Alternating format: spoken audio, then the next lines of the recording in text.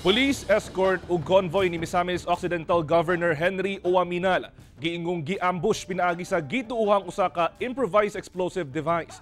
Duha ka sakyanan sa pulis na danyos. Hinuon walay naangol sa insidente. Ani ang report.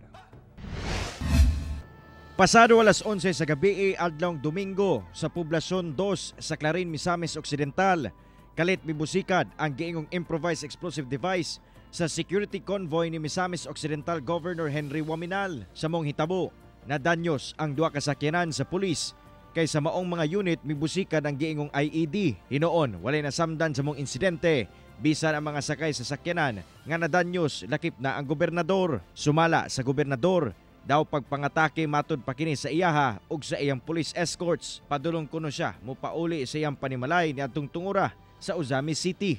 I am safe and I am now here at home. Ang atong mga kapulisan karon na-alerto o nag-ariglar sa maong krimen. Sigon sa Police Regional Office 10, gimando na nila ngadto sa Misamis Occidental Provincial Police Office ang paspas nga pagsulbad sa kaso. Usa sa mga unang ginalantaw sa kapulisan ang pag-ila sa nagpaluyo sa mga pagpangatake o kung unsa ang rason niini. Ang ato ang kapulisan sa Misok nagpahigayon karon og labi na ang ato ang region, ang ato ang Pikutan or kaning Provincial Explosive K9 Unit nagpahigayon og clearing operation, and after that they will be conducting a post-blast investigation og ginahulat pud nato karon ang resulta sa maong post-blast investigation para atong masuta kung unsa nga klase nga ang miboto, no, ekwipo nga miboto. Karon daghang anggulo ang ginalantaw sa kapulisan.